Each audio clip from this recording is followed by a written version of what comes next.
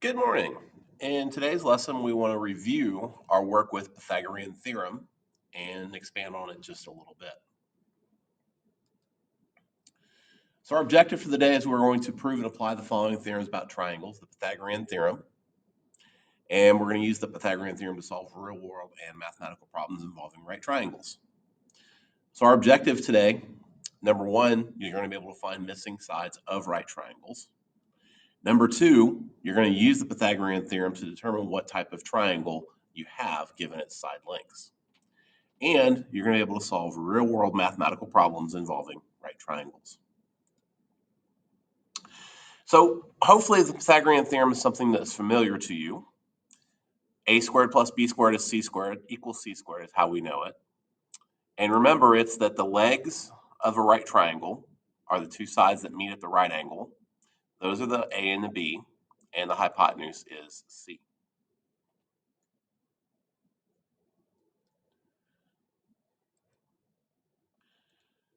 So let's take a look at our first example, and let's solve a right triangle where, first off, we have to find a leg. Well, what I want you guys to do first is remember those triangle inequalities that we learned at the end of the last trimester to help us to get a range. Remember, the first thing is that the sum of any two sides must be greater than the third side. That means that 8 plus y has to be greater than 12, and then solving for y tells us that y has to be greater than 4. But remember that the longest side is opposite the largest angle, and 12 is the longest side because it's the hypotenuse opposite the 90-degree angle, which is the largest. Remember, the opposite side is the side that doesn't go through the vertex of that angle. So here's the vertex of the 90-degree angle. That makes this its opposite side. So 12 has to be greater than y, which means that our answer for this leg is going to be somewhere between 4 and 12. Well, now let's go ahead and find that leg by using the Pythagorean theorem. 8 squared plus y squared equals 12 squared. Again, making sure that 12 is the hypotenuse. 64 plus y squared equals 144. Subtracting 64 over gives us y squared equaling 80. Remember, the inverse of taking a square is to square root. So we square root both sides and we get y equals the square root of 80. Now, from here, we have to determine what they want and how the format of the answer. If they ask it for an exact answer, then we have to simplify the radical that you should have learned how to do in Algebra 1. And remember, to simplify radicals, you find a factors of the radicand, the number that's underneath the radical symbol. One of the factors has to be a perfect square, something that we know the square root of, like 1, 4, 9, 16, 25. So in our case, we're going to use 16 and 5. 16 is the biggest factor that's a perfect square. Remember that you take the square root. When you do the square root of a product, it's the square root of each individual factor. Square root of 16 is 4. Square root of 5 stays as the square root because we don't know what it is, and there's no factor of 5 that is a perfect square aside from 1. Now, if they ask you for a decimal approximation, then you don't have to break it down. You can just take the square root of 80 with your calculator, and we get that 8.94. If you remember from the previous slide, we said the answer has to be somewhere between 4 and 12. 8.94 satisfies that answer. So that's the one type of problem you'll do. And basically, when you do Pythagorean theorem, there's only two types of problems. You're either going to be finding a leg, or you're going to be finding the hypotenuse. And let's take a look at one of those. So here's our example. Again, the first thing I want you to do is just figure out where you're going to be looking for an answer at. So use those triangle inequality theorems to find a range for the answer. This doesn't guarantee you're necessarily going to have the right answer, but it can help you to make sure you don't have an extremely wrong answer. So knowing that the hypotenuse is the longest side, so we know that C has to be more than 18. But the sum of the two legs must be greater than the hypotenuse, so 5 plus 18 is 23, so we know that C has to be less than 23. So the range for our answer is going to be somewhere between 18 and 23.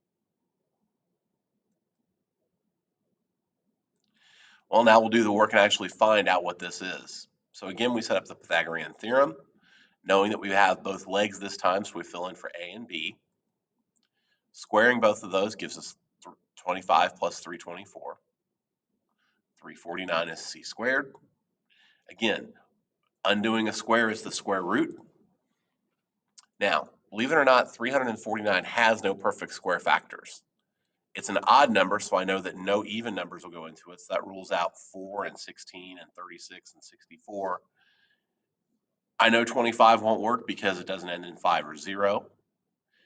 9, I can add up the digits. 3 plus 4 plus 9 is 16, which is not divisible by 9, so I know I can't do 9, can't do 81. So this is actually as simplified as it goes, giving us the decimal approximation by using the square root key on our calculator, 18.68. Again, remember we talked about on the previous slide, we said the range has to be somewhere between 18 and 23. 18.68 falls into that range.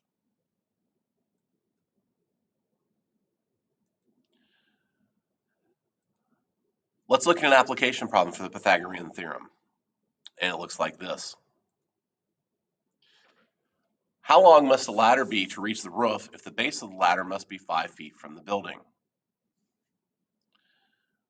Well, not a very tall roof as it's only 12. Maybe it's 12 meters or 12 yards. Notice that the ladder, the building, and the ground form the right triangle, where the ladder becomes the hypotenuse of the right triangle. So 5 squared plus 12 squared equals x squared. Again, I didn't do it, but I know we're going to have to be more than 12 because the hypotenuse has to be the longest side, and it's got to be less than 17. So 25 plus 144 is x squared.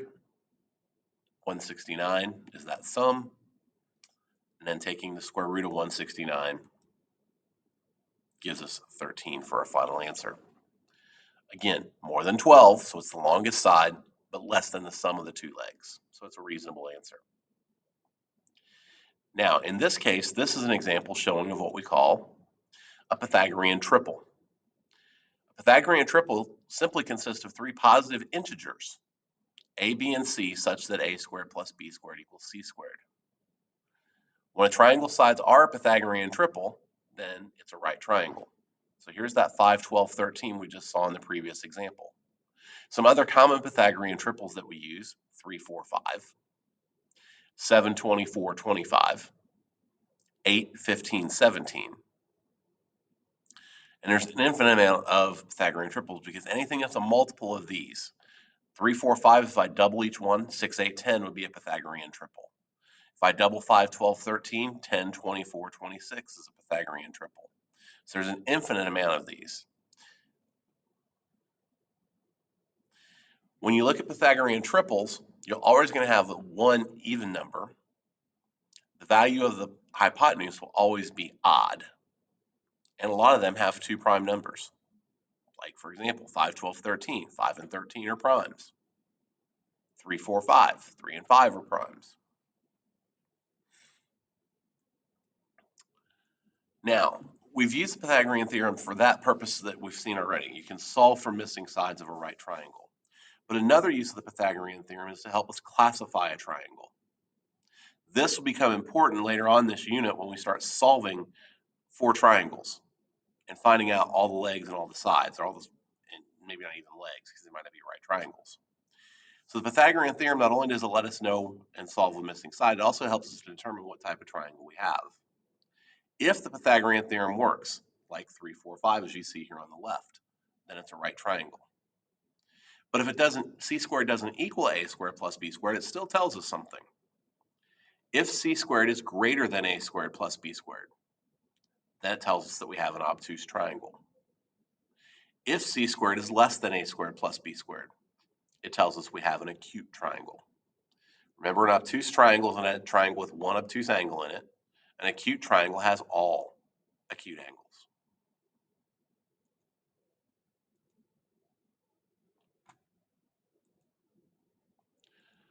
And let's show you that in an example. What kind of triangle has side lengths of 6, 11, and 15? Now, the first thing I want you to do, don't get fooled. Make sure that what they're giving you can actually be a triangle. So to do that, we're going to take the sum of the two shortest sides and make sure that that sum exceeds the third side. So 6 plus 11 equals 17. That is greater than 15. So these three sides can, in fact, be a triangle. We'll do the Pythagorean theorem, making sure that the longest side goes where C is. So 6 squared plus 11 squared has to be A and B. C has to be 15. And we know it has to be 15 because it's the longest. 36 plus 121, 225 for the squares. 157 is the sum. It's less than 225. Now, in the previous slide, I had this reversed. I had C squared always on the left, which is kind of nice because we know an obtuse angle isn't an angle that's more than 90, so I wanted the more than coming in. In this case, though, we know that the triangle is obtuse. And that is Unit 7, Day 1, our review of the Pythagorean Theorem.